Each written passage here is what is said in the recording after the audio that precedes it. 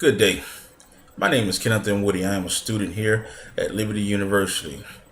I'm going to do a presentation concerning the acts of interpersonal communication and overarching goals in communication.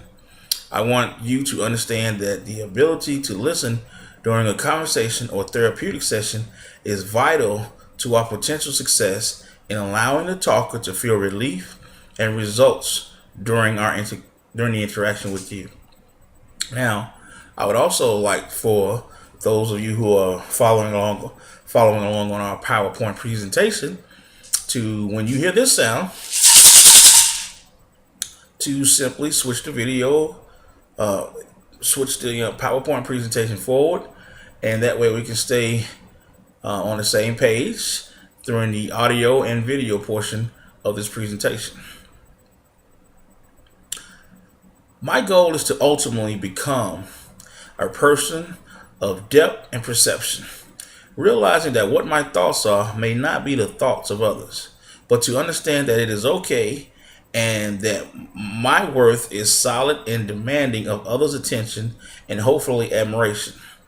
I need to be able to sit directly across from someone and give them my undivided attention and let their voice be heard loudly and clearly.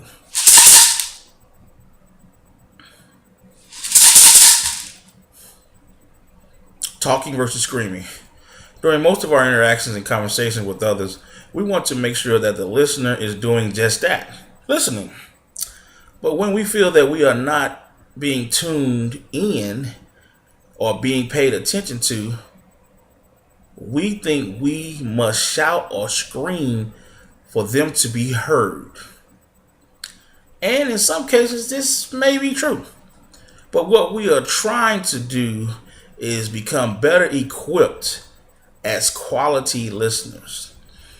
Also of note, I would like for you, to those of you who are following along during the PowerPoint, to see that, and on some of the PowerPoint slides, you will see that I have implemented some Bible verses on some of the slides.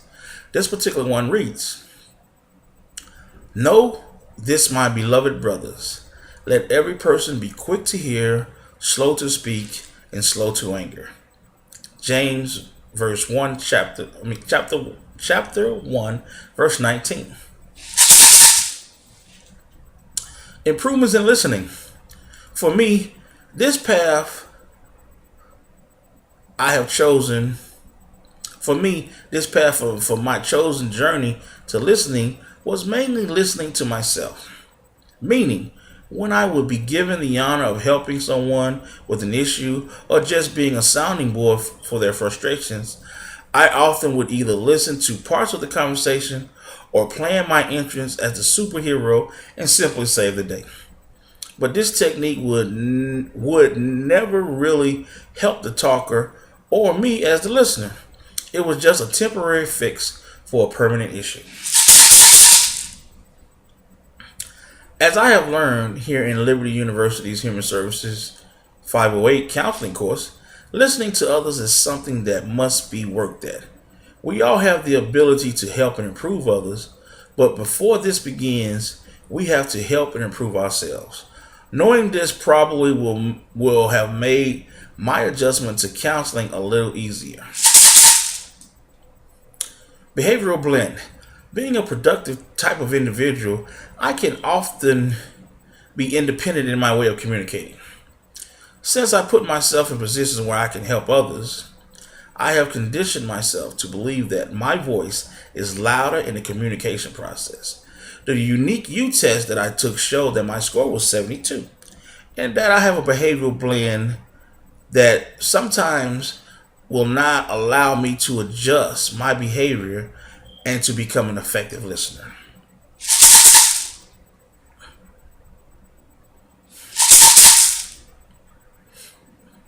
Did you hear that? In the process of speaking loudly, and in some cases, most of the time, we can either intentionally or unintentionally drown out the voices of others. Dr. Peterson's book, Why Don't We Listen Better, is a great illustration on how we all have being or are guilty of overlooking the finer points to good listening. Not just hearing our own voices and running away with the conversation, but being aware that our role vastly includes us listening to others and clearly understand that we have heard from the talker. My story. Being the eldest of 3 siblings, I adapted real quick when it came to being a leader. I would later be on a debate team in high school and move quickly up the ranks in the military. During my entire process, I was the one who would speak and have others listen to each word and make them understand each word. So in short, my entire life has been about me being the person who did most of the talking and much less of the listening. But since taking this course and reading the appropriate books, then looking at the video presentations, I have begun the process of understanding what my role will be when it comes to being a counselor and a potential good listener. Good listening do's and don'ts. While in training to become a human services counselor, there have been many lessons learned about being a good listener. First, being a good listener involves comprehension and understanding. But this does not include the listener trying to solve the problems, trying to solve the talker's problems, and include it with some advice. The listener is instructed to understand that the talker's problems is not theirs. We are there to help the talker solve their issues. We are there to provide safety, understanding, and clarification to the talker.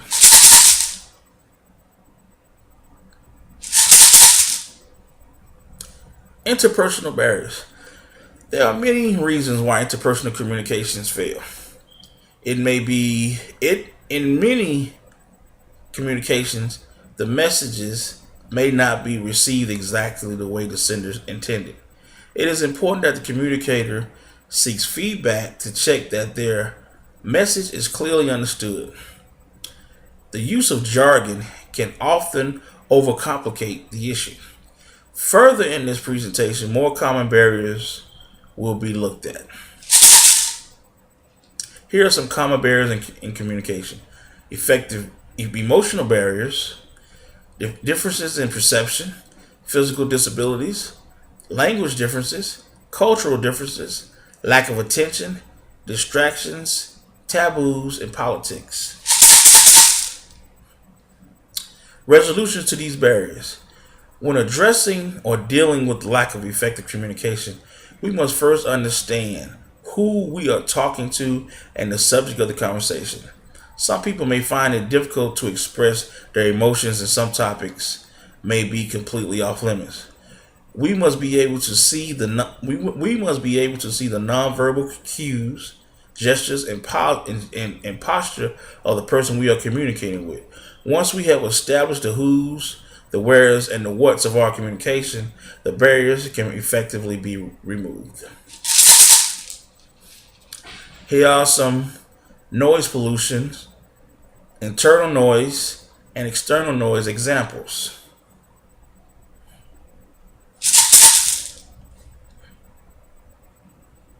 Plan of action.